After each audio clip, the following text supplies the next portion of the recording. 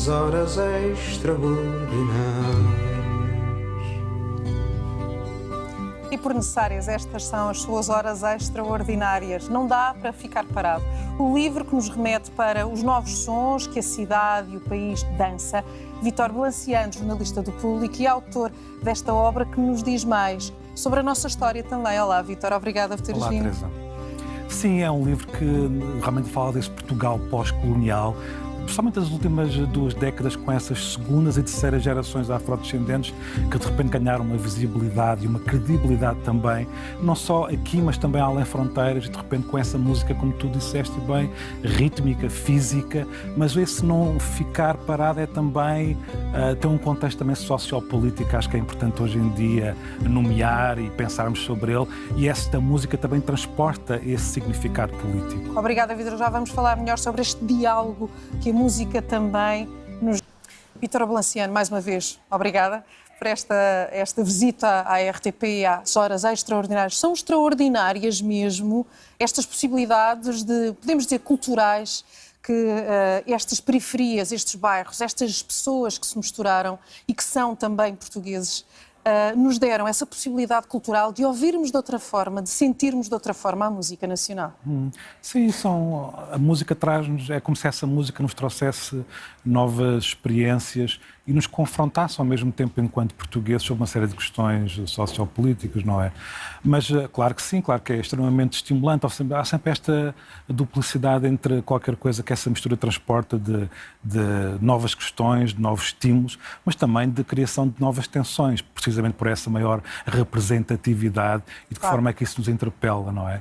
Portanto, está sempre essa duplicidade, daí o título do livro também, o subtítulo, transportar essas diferentes vertentes, que o subtítulo já agora é Música Afro-Portuguesa, Celebração, Conflitualidade e Esperança. Ou seja, porque eu acho precisamente que a música transporta todas essas dimensões em termos horizontais, ou seja... É como se a esperança só pudesse existir também através desse conflito, não é? Sim, completamente. Sim. Vils dizia a dada altura que a fronteira deixa de existir entre a periferia e o centro, como se o elitismo cultural fosse completamente esbatido por estas pessoas, por exemplo, por esta nova dinâmica musical.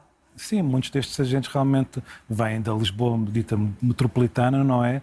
E, portanto, há pouco tempo estavam confinados, passa a expressão pandémica, aos seus núcleos, aos seus bairros, que são bairros, muitos deles, enfim, sem querer romantizar, muito criativos também, até do ponto de vista humano, muito particulares e estimulantes. Até podemos olhar para os grafites, para a arte que se transforma agora também em algo, falando em Vils, não é? Absolutamente um artista internacional e outros, como o Bordal II, e até a culinária, e até a literatura. Sim, mas por exemplo temos, sei lá, um DJ como o DJ Mar Fox, que hoje em dia, todos os fins de semana, toca nos Estados Unidos, ou pode ir ao Japão, ou toca na Europa, até muito mais do que em Portugal, o que é realmente qualquer coisa de único e fascinante. Esse reconhecimento, Vítor, é incrível. Já passámos isso também com algumas das estrelas, entre aspas, portuguesas, que tiveram que ir lá fora para provar que eram boas pessoas, bons criativos em música, e isso também acontece com estes músicos. Inclusive com a primeira geração afrodescendente, a Cesária Évora, o Bong e por aí fora,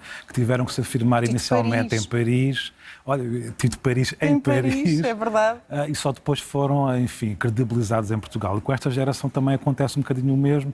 Aconteceu, por exemplo, com o fenómeno dos Buraca Som Sistema, não é? Claro que eu costumo dizer que os Buraca foram admirados e gostados em Portugal, mas não sei se necessariamente amados. E agora? Achas que a nova geração já ama mesmo este tipo de música? Acho que há uma relação nova, até há uma novíssima geração que assume o crioulo, a língua crioula, como expressão artística. Isso é realmente relevante e é fantástico.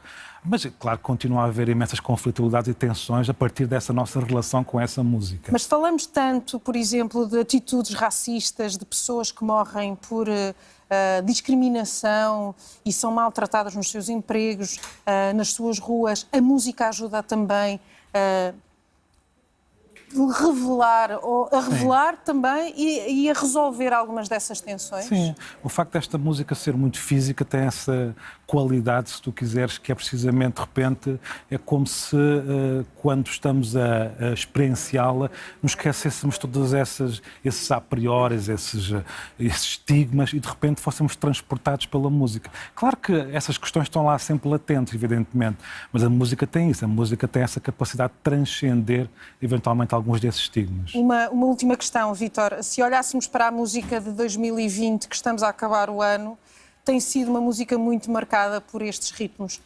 Não podemos escapar a Dino de Santiago, que lançou um álbum em surpresa no meio de uma pandemia, gravado em Londres, curiosamente, ou seja, com a ajuda da Madonna, também, que o projetou muito. A verdade é que está marcado este ritmo como do melhor da música nacional. Sim, alguns dos melhores discos, sem dúvida. O Dino Santiago é um exemplo. Há um outro exemplo que é o Tristan, que é um músico menos conhecido que o Dino, mas que também mistura ritmos como o Kuduro, com o hip-hop e por aí fora. Portanto, há uma nova geração, precisamente, que já vive todas essas músicas de uma forma muito saudável e muito estimulante. E depois há o caso, por exemplo, do B Fachada, que também, de alguma forma, transporta uma certa fisicalidade africana na sua afirmação estética, na sua música. Portanto, há realmente aqui um fator novo dos últimos anos, onde todas estas músicas já estão integradas naquilo que é a música portuguesa, no fundo. Vítor Balanciano, muito obrigada por esta nossa conversa, nesta perspectiva que é olhar para essa música que diz que não dá para ficar parado. Obrigada.